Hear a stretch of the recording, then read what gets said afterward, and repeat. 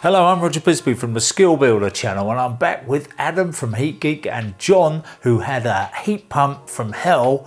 And Adam came in and he had a look at it, and the Geek team descended, changed the whole thing for a new heat pump. But now we're back here 6 weeks later to ask John honestly what he thinks about it, and to just find out the figures, the all-important data, because I've looked at that data. Quite honestly, some of it I follow, some of it I don't. So over to you guys. First of all, John. It's been a rock solid 20 degrees almost since day one, and it just hasn't changed.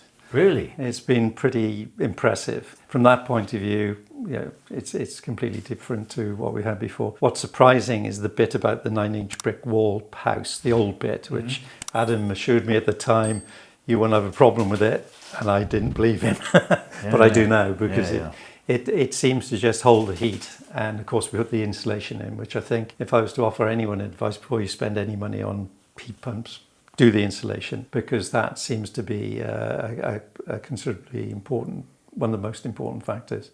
So we got insulation in the loft, but not in the old part of the house.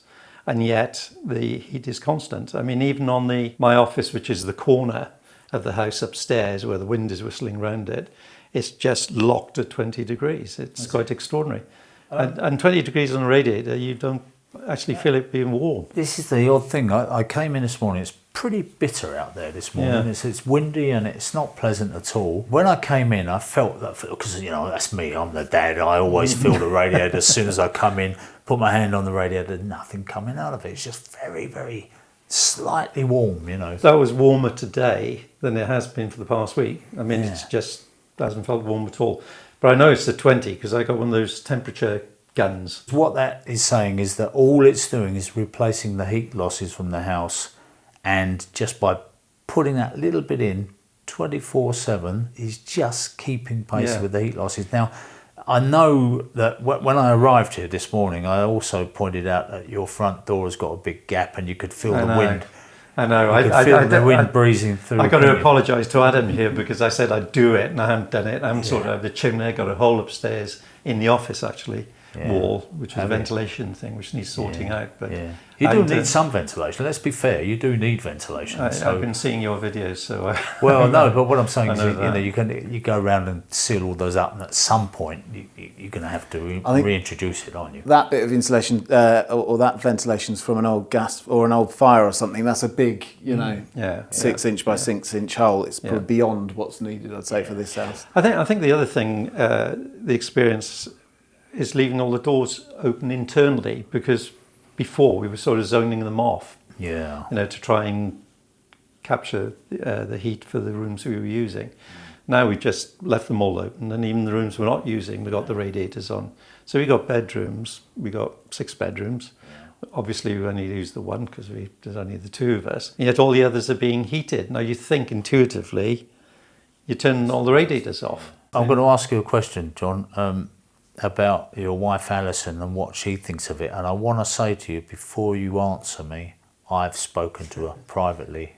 I had a little word with her this morning. Said, "Tell me honestly, Alison, what do you think of it?" So you tell me what Alison thinks of it. I think she's quite impressed by it. She was certainly impressed by the Geeks guys who came in and their enthusiasm for the job, and she felt very confident that they knew what they're doing. But of course, the proof of the pudding's in the heating, literally.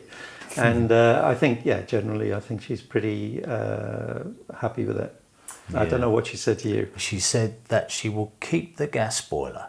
She's not going to get rid of that gas boiler. And the reason is 2 things. One, it could break down at some point, so it's great to have a backup there. But the other thing that I thought was quite astute is that she said, if we come to sell the house, say 5 years' time, you decide you want to downsize, you're going to sell this place, somebody might come in and they might have a really negative view of heat pumps. But if they see the gas boiler there, they go, we're covered both ways. Yeah, so fair. She said, from that point of view alone, you're not going to get much for it on eBay anyway. You're cooking with gas, so the standing charge isn't an issue, unless you change that. So she said, there's nothing really to gain from getting rid of that gas boiler. It's not working, it's zoned off, and the valves are closed, but it's there, isn't it? And she can rest easy, because the one thing she doesn't want to do is go back to that stress that you had before. Yeah. And the point at which you and her were parting ideologically parting because you were hell bent on making this thing work, proving it could work, and she was going, I don't know, Well, to a point, even I caved in at the end, which is why I contacted you to see whether I could find a way of blowing the bloody thing up and getting rid of the thing, because it was such a painful experience. To be fair, when you contacted me, you weren't really looking for a solution as such. You were just saying, I've seen your video, I've seen all the things you said about heat pumps, and they have proved to be absolutely my experience. Yes, the whole point was we were going to get rid of it, and that was it. We weren't going to have another heat pump. That's where Adam came into the thing. I'm keen to know if Alison finds the house more comfortable now with a heat pump than she did when you were heating it with a gas boiler. I mean, we haven't had long conversations about it. Going back to the office I got upstairs, it was a complete nightmare on gas. The temperatures were going up and down, up and down. I've got an electric heater, which is still sitting there at the moment, to try and vary out the temperatures. Even with a thermostatic valve, I couldn't make it work. And that's completely changed. I've got a thermometer on my desk. It's 20.3 locked on that. If I sit in there for a while, it goes up to about 22, 23 with the heat of the computer and me in there. Okay. And it's quite extraordinary. So it's a more comfortable heat for quite a few reasons. One, you haven't got radiators blasting on and off. Two, because the radiators aren't as hot, you haven't got the heat gradient across the room. And it's heating up the walls, so the walls are reflecting the heat back into the person. That's a thermal store, isn't it? Yeah, exactly. Yeah. So we're using less convection, which is where we're heating the air, and more radiant heat, which is a much more comfortable heat, where you heat the objects around you, basically. And the reason the radiators may feel cooler, obviously you're touching it with a 37.5 degree hand, that's our body temperature. Yeah. If it's only 30 degree radiator, it feels cooler, but actually it's warmer than the room, so it is emitting heat, even though it may not feel like it. We've had a couple of days since the installation where the temperature dropped really rapidly. A couple of cold fronts came in. Yeah. They went from about 9 degrees to about 2 degrees. And I was sort of expecting to see a change in the room temperature.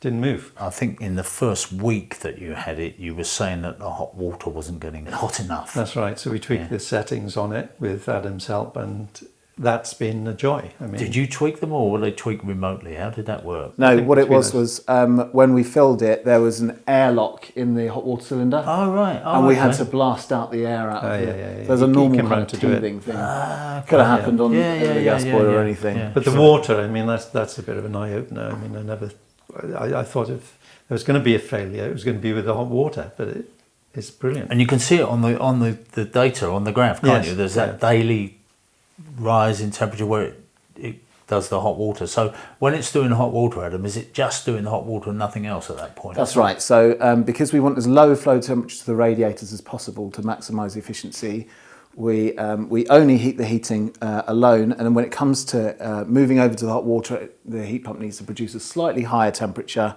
We don't want to waste that in our radiators. The house is nice and warm anyway, and it's sort of soaked up some of the heat as a thermal store, like you said before, and it just heats the hot water. That takes half an hour or so, heats up the hot water, then moves back to heating. What advice would you give to anybody looking to have a heat pump? Well, apart from, as I said earlier, sorting out the insulation in the loft, I think that's really the first 500 quid or whatever it is to sort out.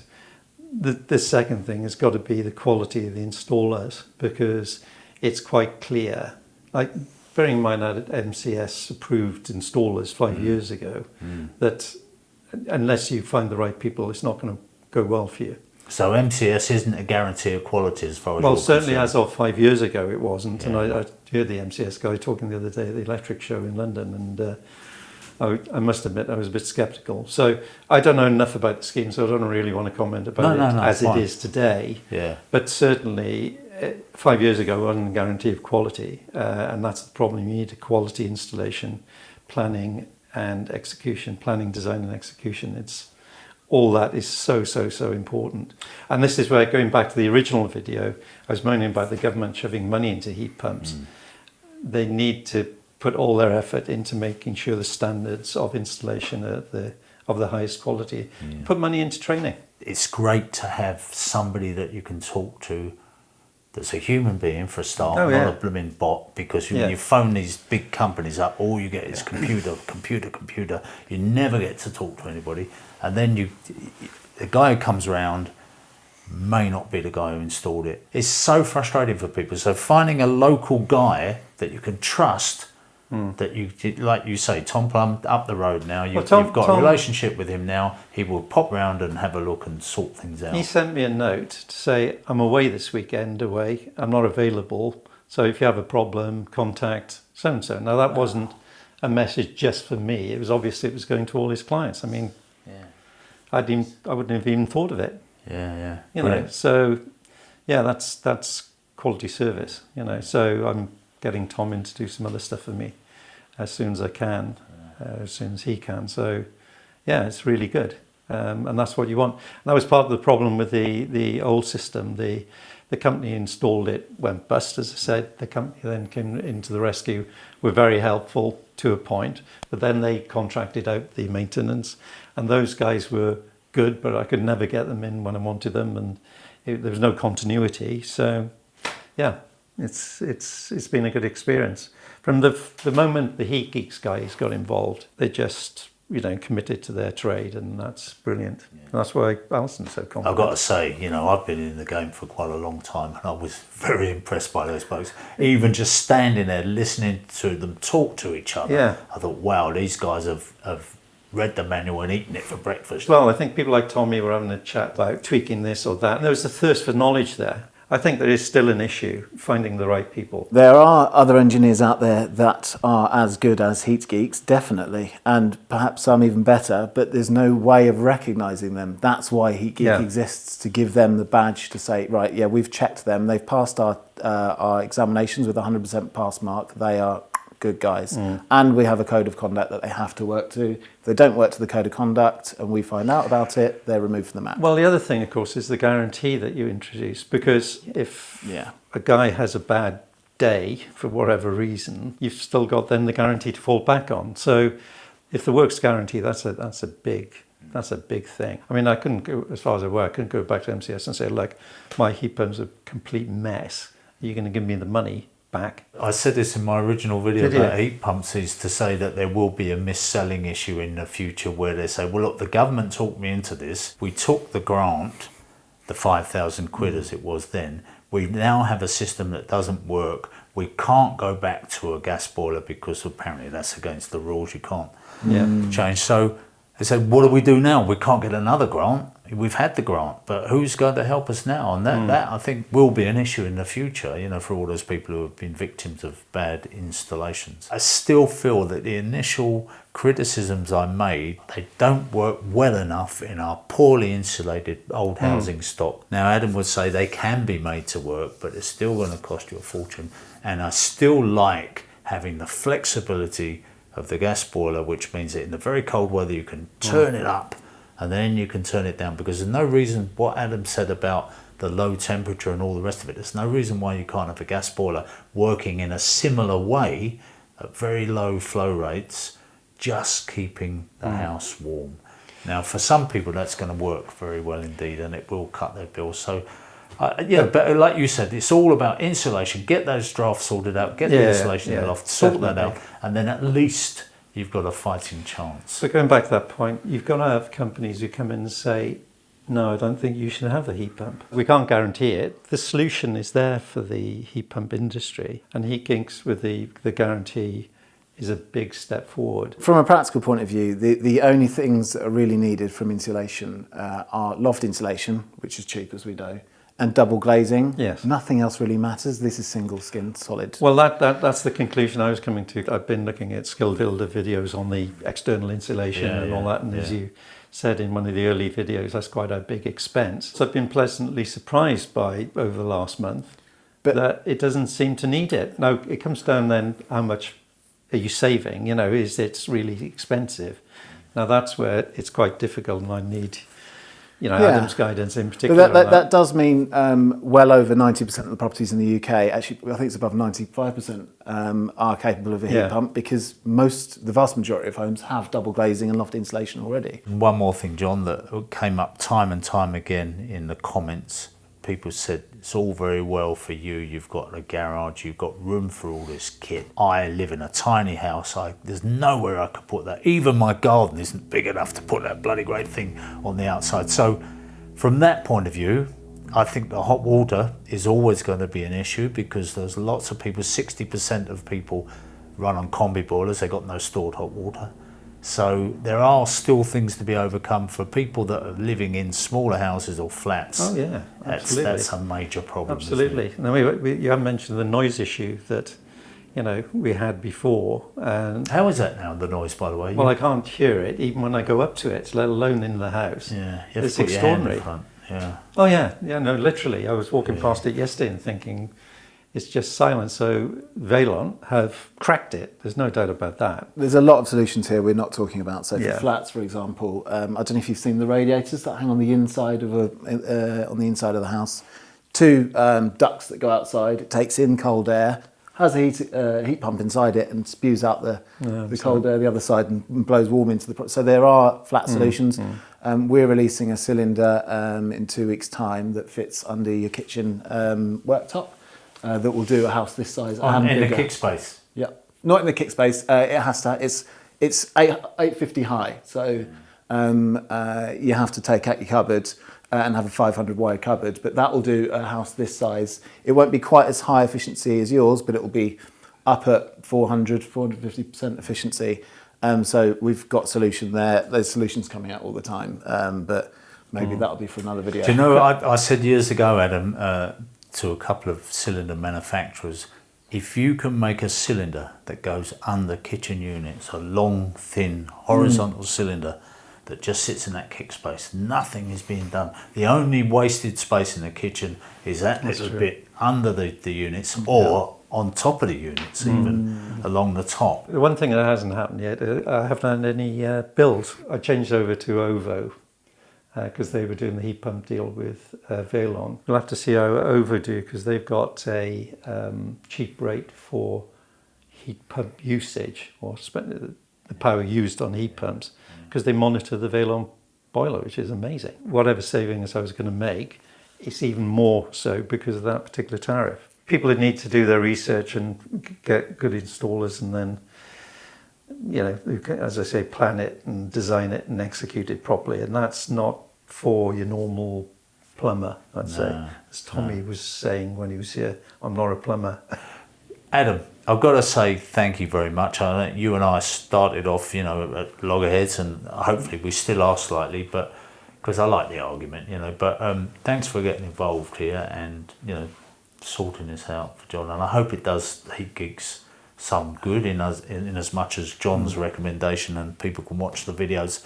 We're going to produce these videos as a one condensed volume that people can watch, because some people didn't watch the first one, so they didn't understand why John had the gas boiler and the heat pump and so on and so on. So now we get to the nitty gritty, which is actually the cost. Everybody wants to know, has John saved any money? Will he save any money? We installed third-party monitoring from a company called Open Energy Monitor. We can use the Vaillant data to monitor it. Third party is the sort of best way to do it, the most unbiased way, and we know their kit is particularly accurate. From John's system, since installation, it's achieved over the last 6 weeks, that's late February up until early April, it's achieved so far a SCOP of 4.46. If you remember, we guarantee 3.9 to be on the safe side as a minimum.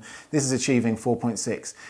In the last 30 days, it's actually achieved a COP of 5.2. So what that means is 520% efficiency, or for every 1 kilowatt hour put in of electricity, it's produced 5.2 kilowatt hours of heat. That's 4.23 extra, isn't it? Because that 5.23 extra energy. Includes the one. The total heat output is 5.2 kilowatts. the total input would be 1 kilowatt hour if you use it as a ratio.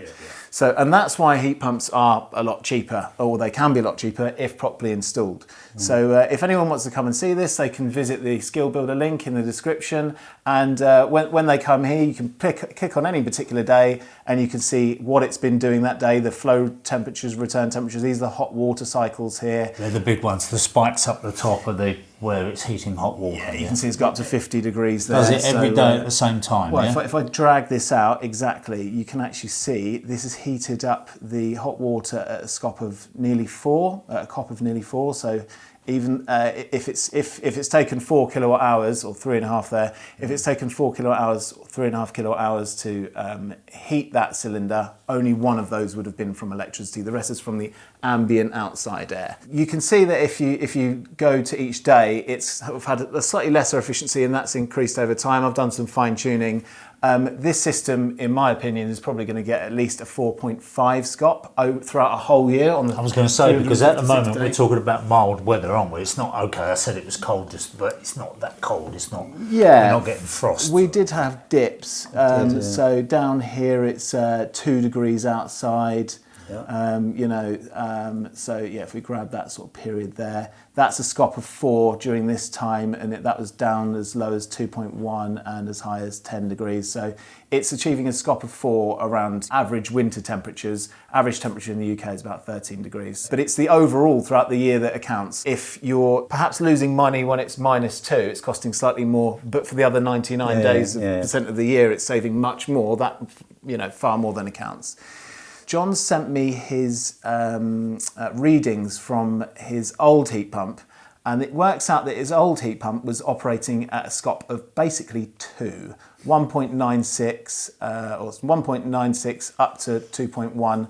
Average SCOP there for his old heat pump, as you worked out, 2.03, which means half of the energy it was creating in heat was created by electricity, which is obviously very poor, and goes to show it's how it's installed, not and that didn't include water, don't forget. This doesn't include water. We'll have to come back to that because that does add a bit of complexity. I've just put this in this table here. And what this basically means is, on the energy price cap we had whilst we were doing the swap, your poorly installed heat pump would have been costing around, over £3,000 a year. Yeah. When you switched over to a gas boiler to create the same amount of energy, it would cost around about £1,970 per year. For the Heat Geek upgrade, at an efficiency of 4.5 SCOP, that is only going to cost £1,440 at the energy price cap. So that's a saving of £500 a year over the gas boiler. If you switch to the OVO tariff, Heat Pump Plus, that only charges 15 pence per kilowatt hour, and that will only cost you £754 to run your heating, which is obviously a vast saving, about £1,300 off a gas boiler, which obviously returns over time. And if you got rid of your gas standing charge, that would save you an additional £108. So nearly £1,500 a year saving by upgrading to a heat pump. A quarter of the price of the old heat pump. Yeah, so an install cost for a house of this magnitude, this is a big house, this is not a normal house. So people saying, it's all very well to have that sort of room in your garage, etc. You're not normally trying to heat a castle like yours. This would have been quite an expensive Welsh castle. What did you pay for your original install? Do you remember? It was over 9 grand, and then we spent another 7 on top of that. I think to do this properly would have cost more like, let's say 20k. Take the bus, which would have been 13.5. Which is the boiler upgrade scheme, for those who don't know. So that's the grant the government has now given us, £7,500. With £1,300 a year savings, this would have paid off in 10 years if it was installed properly the first time round. And then after that, you're just getting £1,300 a year for being, carbon friendly. So, I mean, the results speak for themselves. Have a poor install; it'll cost you more to run. You might save a tiny bit of carbon, but you're going to be paying for it. Get it installed properly. Even without tariff, you are saving money every single month. So, resounding success. And my prediction now, maybe we return in a year's time, is that this is going to have a SCOP of 4.5 or 450% efficiency over a year. This way of heating is more comfortable. People often say heat pumps are more comfortable. They're not. Weather compensation is more comfortable. You can get that with a gas boiler, and a gas boiler will actually save energy with weather compensation as well. It's just that the amount of efficiency a gas boiler has is slightly less than the gains added from putting on a heat pump. It is more comfortable because your house is that constant temperature the whole time. You haven't got to try and time it with your lifestyle, which may change. You might say that you could save a bit of energy with a gas boiler because you can turn off your heating while you're out, which you could do with a heat pump anyway, which lowers the average temperature over time and saves a bit of energy. However, the argument back against that is if you have a steady state heated house with this radiant effect, you can actually be comfortable at a lower room temperature. So if I was going to blast in heat for 2 hours in the morning, 2 hours at night, I might need to heat it up to 23 and then it might drop to 19, and then in the evening I heat up to 23 and down to 19 again. Whereas with a heat pump or a weather compensated system, we can just have it at 20 continually. So any energy saved from turning it on and off is counteracted by we're keeping the house at a lower temperature. Yeah. So it is just more comfortable as you're walking around. You haven't got rooms that you go into, quickly get back out because you've kept the door and you want that room nice and cold and the other room's hot. The whole thing is just a much more nicer experience in general. And the other thing that I mainly like about it is, you know, when it's sort of just got cold outside, you walk in the house and your radiators are stinking hot. You can literally smell the heating's on. It's the dust in the air that comes out the radiators. You know that heating's on. It's a much more ambient sort of comfortable heat. And the other thing is the surprise when you go outside and you haven't got a coat on because you didn't know it was cold outside because heating, you didn't know the heating was on. We've experienced that. Even this morning when I went out, I came out to see you in the van, and it's actually very annoying, isn't it? Yeah. Is it softening you up though, John? Are you going to end up being when you go back to South Wales for a visit, you won't be well, I suppose in heat pumps. Well, yeah. You've got to stay in some place that doesn't have a heat pump. You'll be suffering. Well, I know. I don't know what I'm going to do. Yeah. That's true, actually. I mean, you do notice it when you go into other people's houses, the variation and all that sort of thing. It is a different thing, and I think people need to understand that it is different and positively different, but it is different. That constant temperature is great. And the way for homeowners and users to think of it is just like the accelerator pedal on the car. We don't want to be revving up in the morning as much as possible and then braking throughout the day and braking in different rooms. It's just about gentle pressing on, and easing the heat into the property, and that's how we gain our efficiency. Like I said at the beginning, it's actually all you're trying to do is match the heat losses, aren't you? And that's what weather compensation does. When it measures the temperature drop outside, the radiators get hotter and start replacing that heat before it's lost. So as it starts to get lost, it's already being introduced in the house, and you've got that constant balance. That's a really being interesting kept. Point. That's the magic bit that I hadn't appreciated. The way that we explain it typically to customers is it's a proactive controller rather than reactive. So if you've got a thermostat on the wall, that waits till it's half a degree or a degree below the temperature you want. Then it turns on the heating. The file clicks over, turns on the heating. Then it waits till the house is slightly hotter than you need it to be. Between 0.5 and a full degree hotter you need to be, then it turns back off. So actually you've got this whole 1 degree swing going on and on. If you have a look at John's system, that's just a constant, much more accurate temperature continuously throughout time. But it's a bit boring, really. I was going to say I got the Vaillant app. Every time I look at it, it's 20 degrees and the current is 20.3, and it's been like that since 23rd of February. Yeah. So can we all agree that heat pumps are the solution to all of our problems in life? Happy wife, comfortable house, lower bills. Huh? Yes, it's certainly good for a lot of people. Good for a lot of homes. Roger? Oh, you want to drag me kicking and screaming to the altar of heat pumps?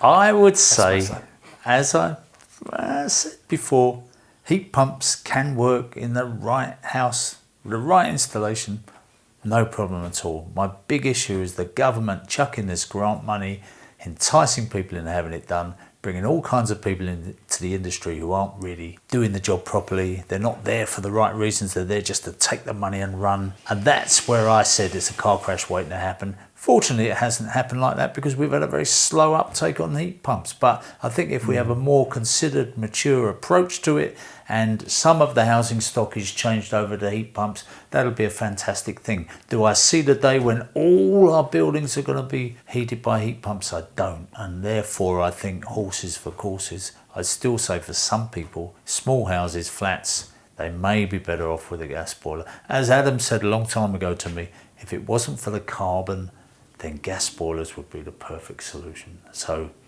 that's me. That's where I sit with it at the moment.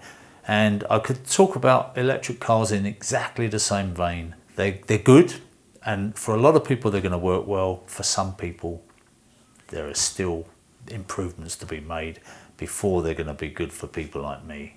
John's house is actually on a National League table of heat pump installations. Premier Division. Super you can League. see he is about, what's that, 6th, 7th? Yeah. Out of, I think there's well over 100 installations here. All these ones with the little Heat Geek symbol here are Heat Geek trained. And you can see there the last day's sort of SCOP on the right-hand side here. So this one's 5.9, that's only just gone on, so I wouldn't pay too much attention to that. This one's 5.8, which is amazing. I know Richard Burrows very well, great engineer.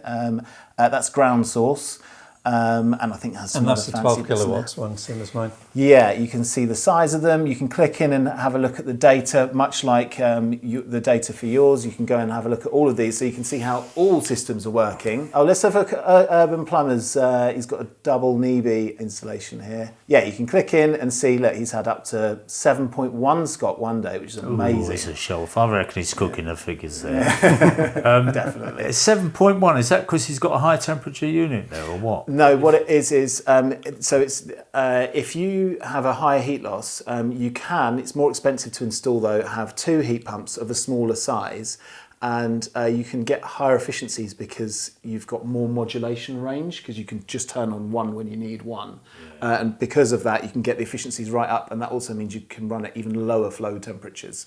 So there's lots to sort of get out of this, but yeah, John's is like 7th out of the National League table. These go down to 2.6 SCOP. You won't really see much Heat Geeks down there. We're all up at the other end. So to access this, on the Skill Builder website, you can see the live data here, skillbuilder.uk/HeatGeek, and just click into any one of those days to see how it's performing. John, I've got a proposition here. Yeah. I think that you're number 7 at the moment, right? And I'm a naturally competitive person, so I want to see you rise up that league table. So let's get this bit of draft proofing. I'll come over and give you a hand with the draft proofing. We'll do that. Okay. We'll video that. Get that draft proofing done and see if we can get you up there. You're not going to be number 1. You're never going to beat that Urban Plumbers because he's just blooming. Roger, I thought you were going to say you were going to install heat pump in your own house. And you were going to have a race that way. I think we're getting there. John, my house would never, ever come up to scratch because we've got single glazed sash windows because it's... okay. it's like Dylan's house, a listed building. He's not allowed to change the windows. There's stuff there that...